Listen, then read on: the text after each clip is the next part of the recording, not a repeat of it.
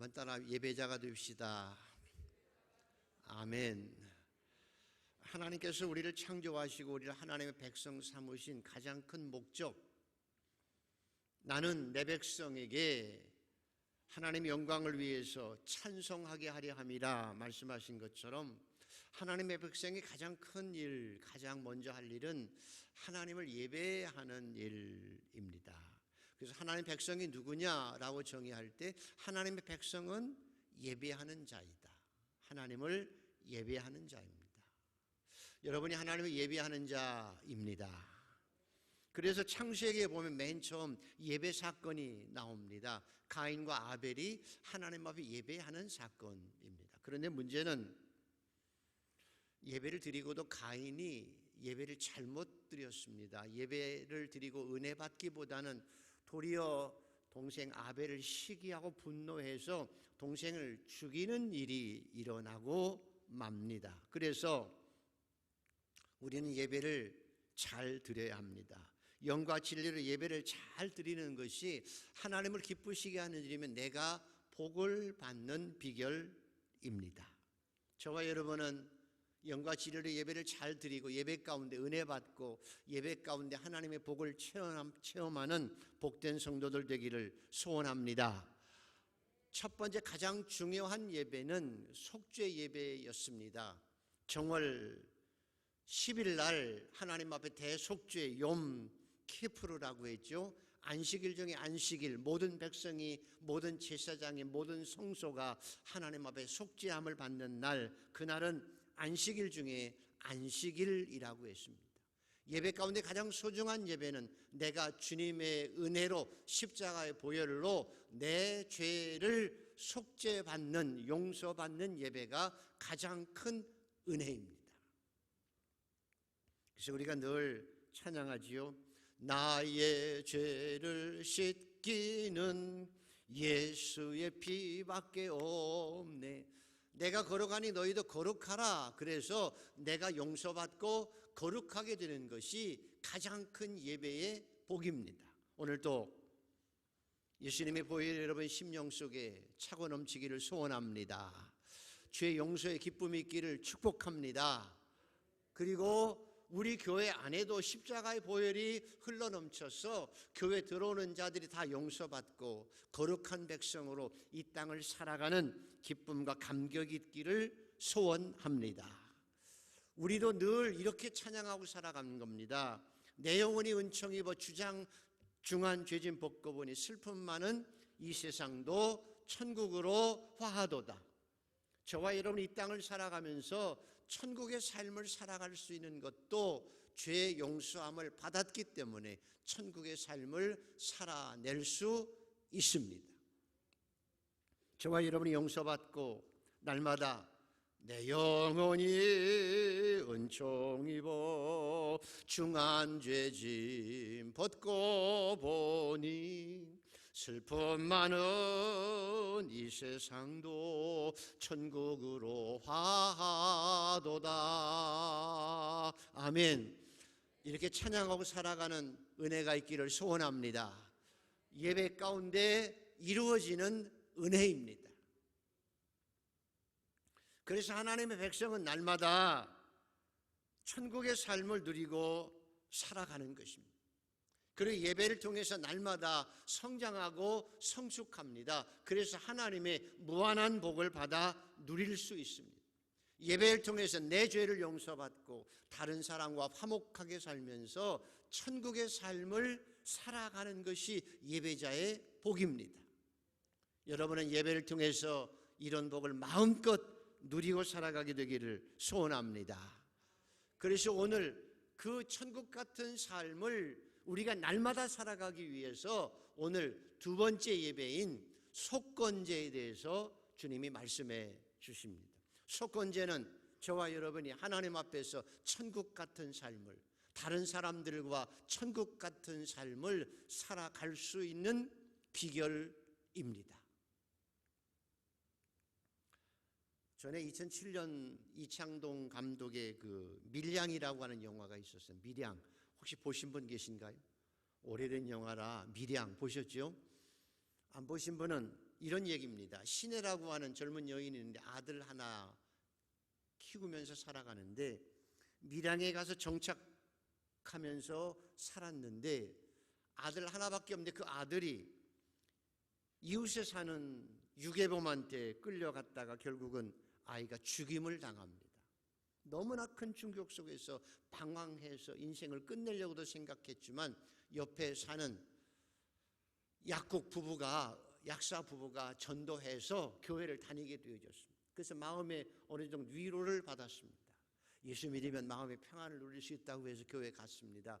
근데 평안했습니다. 거기다가 부흥회 때 은혜를 받았습니다. 자기 죄를 용서하신 예수 그리스도의 은혜를 정말 은혜 받고 너무 좋아서 감사해서 기도하다가 마음속에 자기 속에 그 유괴범, 자기 아들을 죽인 유괴범을 용서하지 못한 마음이 생각나서 내가 용서해야 되겠다 생각해서 결국 감옥에 찾아갑니다. 그리고 찾아가서 그 살해범에게 내가 당신을 용서하러 왔노라고, 마음에 편안해지라고, 이제 내가 당신을 용서한다고 그랬더니 이 살인범이 아니 당신이 용서 안 해도 나는 이미 예수 그리스도의 보혈로 용서받았다고, 주님 앞에 다 용서받아서 나는 죄가 없어졌다고, 그래서 이렇게 평안하게 살이 디릭디릭 찌면서 살아가고 있는 거예요. 이거 보고 나서 우라가 치밀었습니다. 나는 용서하지 않았는데 지 혼자 예수 그리스도의 보혈로 용서받았다고 마음의 편안함을 누리고 죄책감 없이 살아가는 그 모습을 보면서 하나님, 도대체 이게 뭡니까?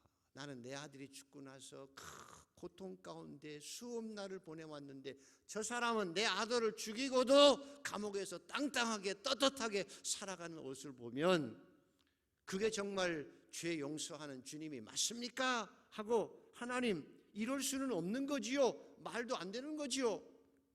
그리고 하나님을 향해서 소리치며 나오는 모습을 그려주고 있습니다.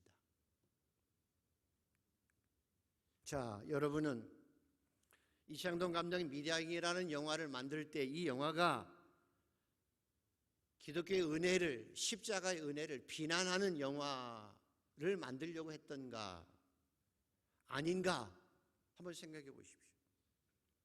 정말 감옥에서 사람을 죽이고도 내가 주님 앞에 회개했으니까 내 죄가 용서받았다고 당당하게 떳떳하게 얼굴 환하게 하고 살아가는 그 모습이 진정한 죄 용서인가?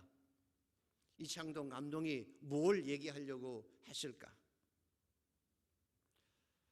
밀양이라고 하는 영화에서 이분은 기독교를 비난하려고 했던 것 같습니까? 아니면 아닌 것 같습니까?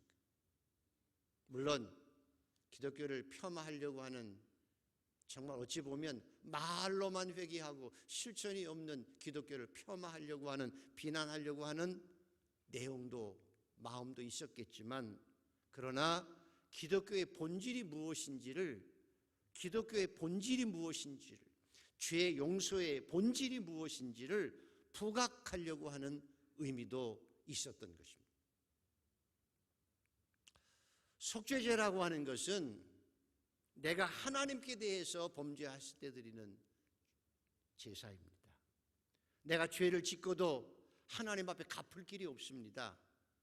그래서 하나님 앞에 양을 대신해서 바치면서 내 죄를 용서받는 것입니다. 예를 들면 우상 숭배했어요. 하나님 앞에 돌에 맞아 죽어야 되는데 어찌할 수 없잖아요. 그래서 하나님 앞에 제가 우상 숭배했으니까 용서해달라고 갚을 길이 없기 때문에, 용서를 빌면 갚을 길이 없기 때문에 주님께서 대신 양을 대신해서 죽이시고 나를 용서하시는 것입니다. 음욕을 품는 자마다 간음한 것이니라. 음욕을 품은 걸 어떻게 해요? 그거를 갚을 길이 없잖아요. 남몰래 음욕을 품은 건데, 그래서 하나님 앞에 죄송합니다 하고 하나님 앞에 회개하면 그 마음을 하나님께 치료해 주시고 회복시켜 주시고 용서해 주신다는 것입니다. 형제에 대해서 나가라, 미련한 놈이라고 했을 때는 다르다는 것이, 갚을 길이 있는 건 갚아야 한다는 것입니다. 그래서 속건제는 내가 남에게 손해를 끼쳤을 경우에, 남에게 아픔을 주었을 경우에 그것을 해결하기 위해서 만든 주님이 우리에게 주신 제사입니다. 예를 들면 하나님의 성물을 손에 되게 한 것 있습니다. 하나님의 성물이란 첫 열매입니다. 첫 열매는 내 거다라고 했는데 내가 첫 열매를 하나님께 안 드리고 그냥 내가 먹어버리고 말한 거예요. 그건 갚을 수 있는 거잖아요. 그래서 갚아라 그 말이에요. 11조는 하나님의 것인데 네가 잃어버리고 갈등하다가 조금 떼어서 온전하게 11조를 드리지 못한 깨닫거든. 그건 갚을 수 있는 거니까, 하나님께 손해된 것이니까, 하나님의 것을 도적질한 것이니까 갚아라. 그래야 온전한 속죄가 된다는 것입니다. 하나님께 드리기로 작정한 것이 있으면, 소원한 것이 있습니다. 아나니아와 삽비라가 내 재산을 팔아서 주님께 드리겠습니다 소원했는데 반은 감춰두었다는 거죠. 돈에 욕심이 나서. 그런 거 갚을 수 있는 건 갚아야 한다는 것입니다.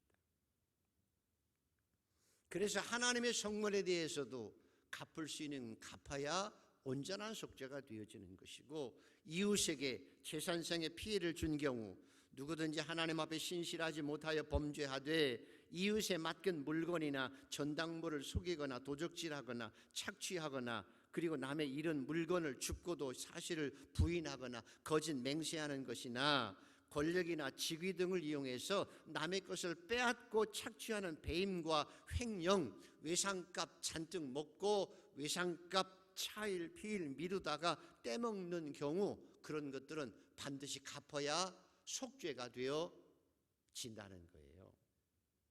이게 속건제입니다.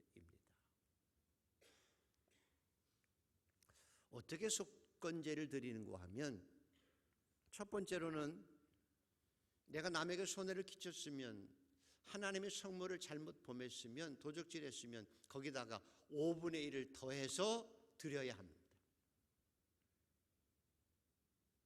그리고 다른 사람에게 손해를 끼친 것 있으면 그 손해본 원금에다가 플러스 5분의 1을 더해서 사람에게 갚아야 합니다.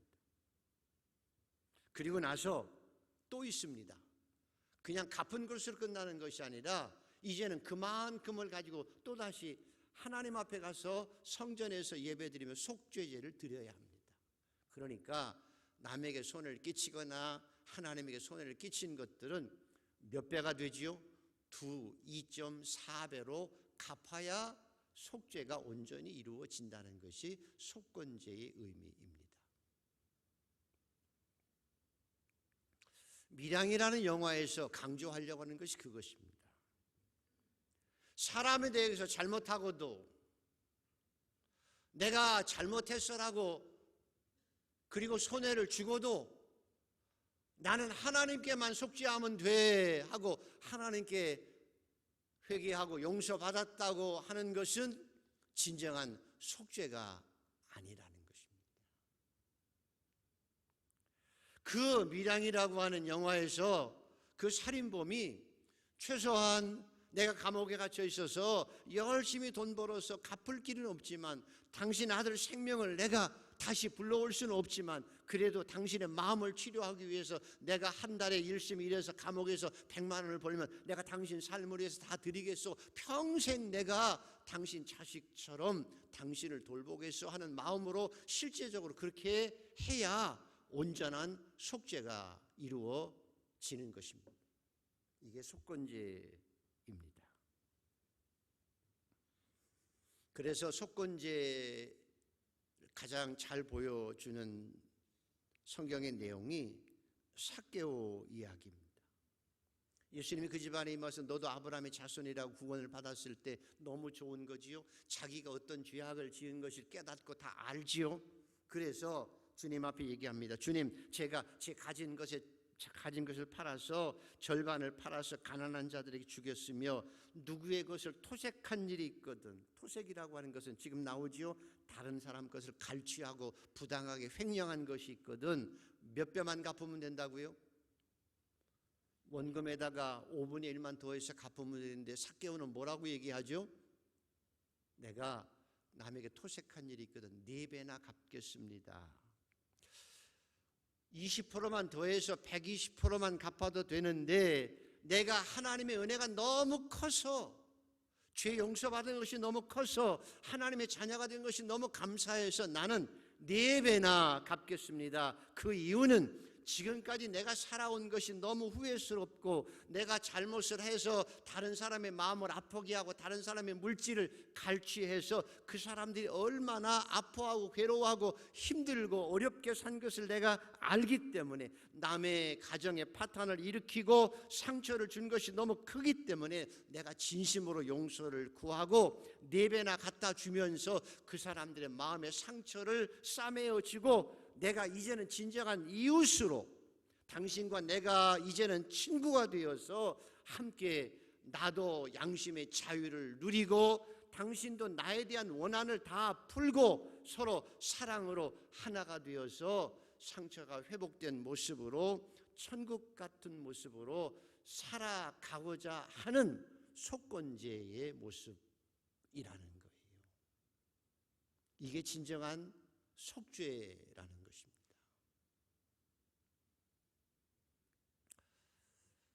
좀 암담하지요, 여러분? 이게 진정한 속죄라는 거예요. 그래서 예수님께서 예배에 대해서 기도에서 가르치면서, 너희가 예물을 제단에 드리려다가 거기서 형제에게 원망 들을 만한 일이 생각나거든 예물을 제단 앞에 두고 먼저 가서 형제와 화목하고 그 후에 와서 예물을 드려라. 진실로 너희에게 말하노니 네가 한 푼이라도 남김없이 갚기 전에는 거기서 결코 나오지 못하리라. 너희가 속건제를 온전히 드려야 한다라고 주님이 말씀하신 거예요. 남에게 손해를 끼친 것이 있거든 한 푼이라도, 남에게 손해를 끼친 것이 한 푼이라도 거기서 갚지 아니하면, 다른 사람이 그것으로 인해 상처받고 원망 들을 만한 일이 있으면 진정한 속죄가 되지 않는 것이라는 거예요. 거기서 한 푼이라도 남김없이 갚기 전에는 결코 거기서 나오지 못하리라. 그래서 요한 웨슬레는 그리스도인이 회개할 것이 뭔고 하면 자기 행위를 하나님 앞에 회개해야 되고, 두 번째로는 자기 지갑을 하나님 앞에 회개해야 된다고 말하고 있습니다. 속건제는 그래서 내가 하나님과 올바른 관계를 맺고, 내가 손해를 끼친 사람과 어떻게 올바른 관계를 맺겠습니까? 내가 손해를 끼친 사람과 어떻게 올바른 관계를 맺겠습니까? 하나님, 내가 잘못했습니다 하고 회개하고 끝나는 것이 아니라 그 사람은 상처가 있고 아픔이 있고 괴로움이 있는 것, 그걸 찾아가서 20% 더해서 주라는 것은, 내가 손해를 이만큼 끼쳐서 내가 조금 더해서 내 마음을 전달해서 그 상처낸 부분들의 관계 회복이 이루어져야 진정한 속죄가 이루어진다는 것입니다. 이것이 바로 내가 속건제를 온전히 드림으로 하나님께도 내 양심이 자유롭고 다른 사람 마음의 상처도 아물고, 그래서 서로 예전보다 더 기쁨과 감사로 함께 천국의 삶을 살아갈 수 있는 비결, 그리고 내가 더 영적으로 성장할 수 있는 비결, 이것이 속건제입니다.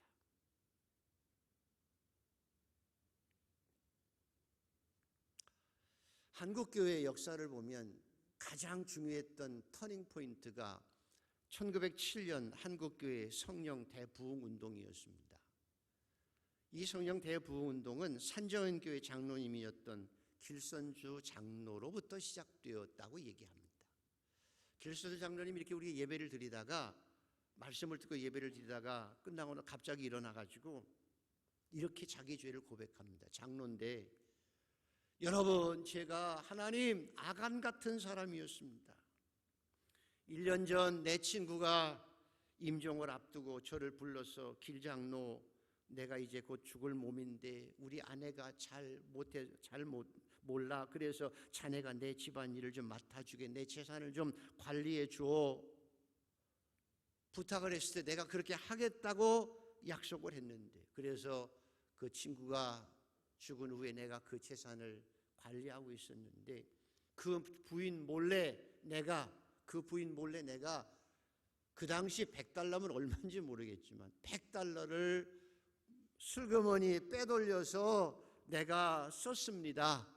내가 남의 돈을 횡령하고 도적질 했던 아간입니다. 내 마음의 양심의 가책이 되어서 이제 하나님 앞에 회개합니다. 그리고 나서 제가 내일 곧 $100와 함께 그동안 이자까지 합쳐서 그 부인에게 가서 사과하고 그 돈을 갚겠습니다. 그렇게 고백했습니다. 놀라운 일이죠. 거기서부터 많은 사람들이 자기 죄를 진정으로 회개하기 시작했습니다. 회개한 그곳에 성령이 충만하게 임해서 성령 충만한 역사가 이루어져서 성령 대부운동이 일어나기 시작했고요. 그 일제강점기를 지나면서 한국교회가 더 단단해지기 시작했습니다. 신사참배와 맞서서 이길 수 있었습니다. 그리고 해방될 때 2천만 되는 인구 중에 기독교인이 30만 명밖에 되지 않았음에도 불구하고 그 30만 명의 기독교인이 사회 속에서 존중받았습니다. 국가에서 큰 일을 감당했습니다. 많은 신앙의 선배들이 그 기독교의 신앙의 정신을 가지고 나라와 민족을 위해 수고했기 때문에 오늘 우리가 이 정도 복을 누리고 살아가고 있는 것입니다. 이게 속건제입니다. 저희 교회에서도 어떤 분이 저한테 한번 찾아왔습니다. 목사님, 제가 정말 잘못했습니다. 뭘요? 제가 보너스를 받았는데 11조를 빼먹었습니다. 사실 알고도 드려야 될 줄 알면서도 빼먹은 거거든요. 그래서 5분의 1을 더해서 제가 11조를 다시 드립니다. 그리고 드리고 나니까 얼마나 마음의 자유를 누리고 감사한지 모릅니다. 그분이 그렇게 했다고 해서 돈이 부족했을까요? 거렁뱅이처럼 살았을까요? 아니, 마음의 자유와 진정한 감사로 이 땅을 지금도 살아가고 있습니다. 저는 그분이 누군지 알지요. 어떤 분이 전화가 왔습니다. 목사님, 제가 11조를 그동안 조금 덜 드렸습니다. 계산상으로 제가 한 것이 잘못한 것 같습니다. 이제부터라도 온전하게 드리겠습니다. 그리고 20만 원씩 더 하나님 앞에 헌금하고 있습니다.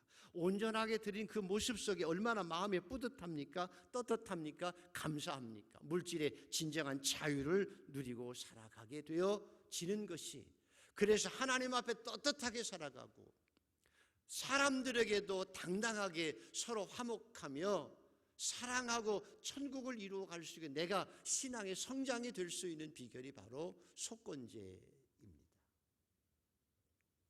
어떤 분이 사업이 어려워서 접었습니다. 접을 때 손해가 많지요.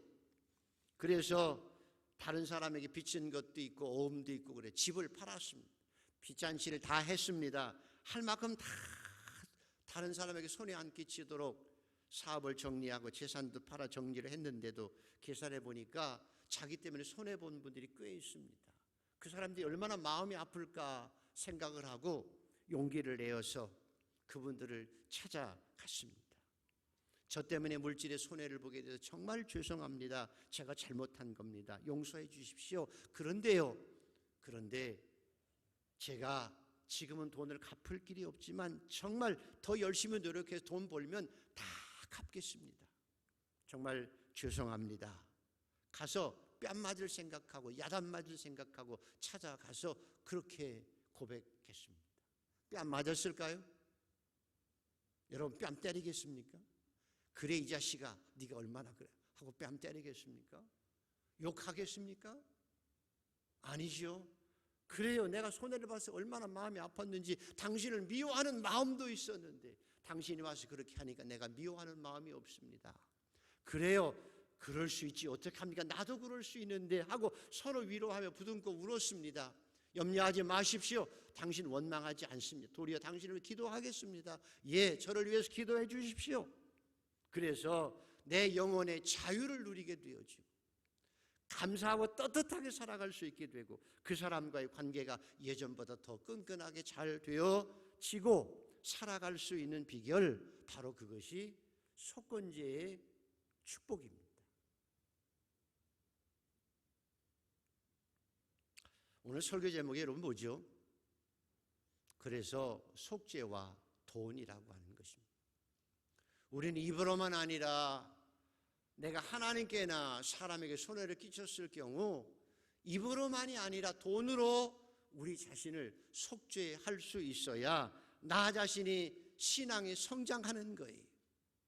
그리고 내 자신이 하나님 앞에 양심의 자유를 누릴 수 있는 거고 다른 사람과도 화목하게 천국을 누리며 살아갈 수 있습니다. 이것이 하나님께 기뻐하시는 예배입니다.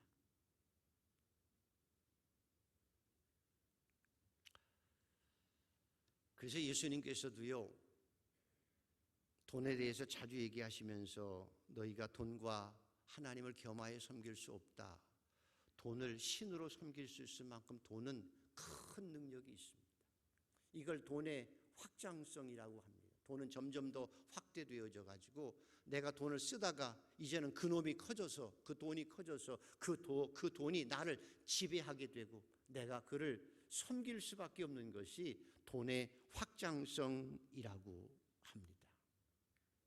인간의 욕심이 끝이 없기 때문에 돈이 그만큼 확대되어지는 것입니다. 그래서 욕심이 끝이 없어서 하나님의 성물을 가로채기도 하고 다른 사람의 물건을 도적질하기도 하고 횡령하기도 하고 범죄가 심해지기도 합니다. 요즘에 뉴스에서 보기 싫은 것들이 바로 그런 것들이지요. 돈 때문에 싸우는 겁니다. 미중 간의 싸움도 돈입니다. 한국에서 정치인들이 쌍방울이 어떻고 50억이 어떻고 다 돈이 노예가 되어서 돈을 신으로 섬기는 사회가 되어가고 있기 때문에 그렇습니다. 오늘도 저와 여러분이 하나님 앞에 참된 신앙인인가 아닌가 감히 돈으로 분별할 수 있습니다. 내가 정말 하나님을 주인으로 섬기는가? 아니면 내가 돈의 노예로 살아가는가?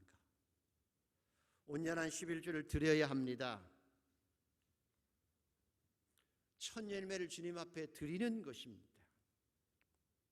이 시간이 아니거든 속건제를 통해서 다시 내 신앙의 정립과 바른 신앙인의 위치로 돌아가야 한다는 거지요.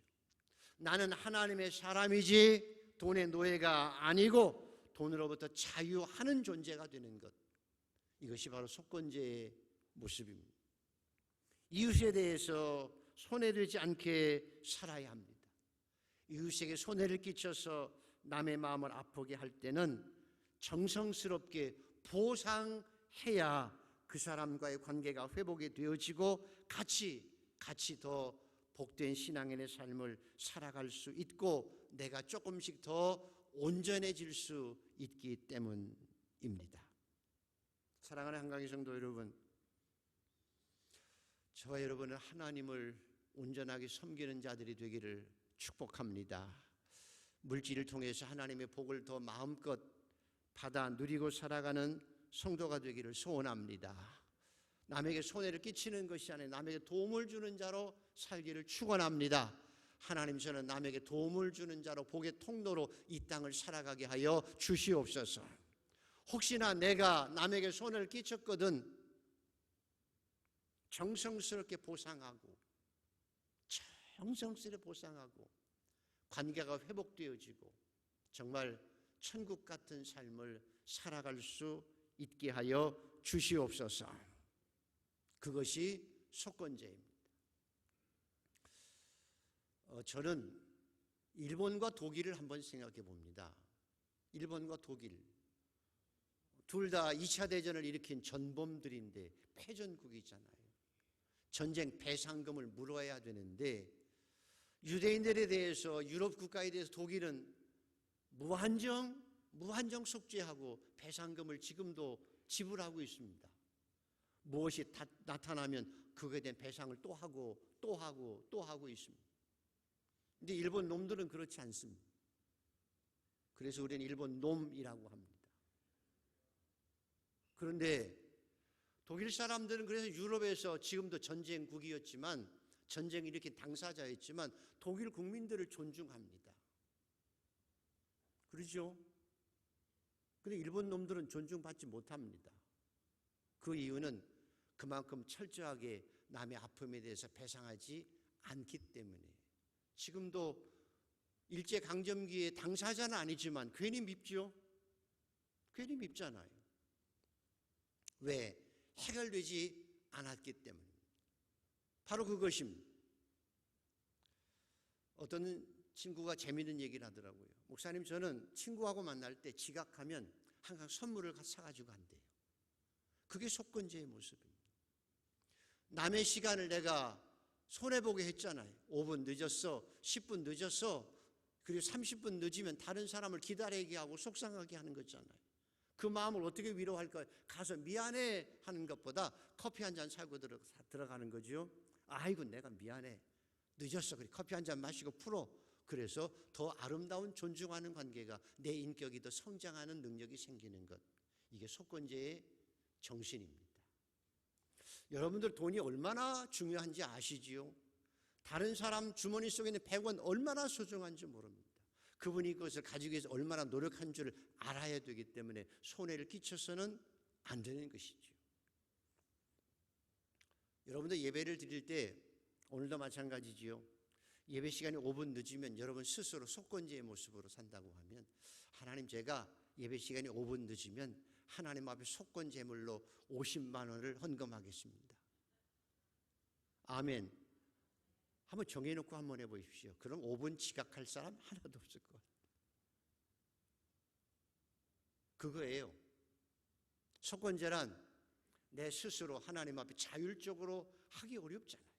하나님께서 규정을 통해서 나 자신의 신앙의 성장과 성숙을 이루게 하시고, 하나님 앞에 당당하게 떳떳하게 살게 하시고, 다른 사람과도 화목하게 천국 같은 삶을 살아가게 하는 것이 속건제입니다. 이것이 진정한 속죄라는 것입니다.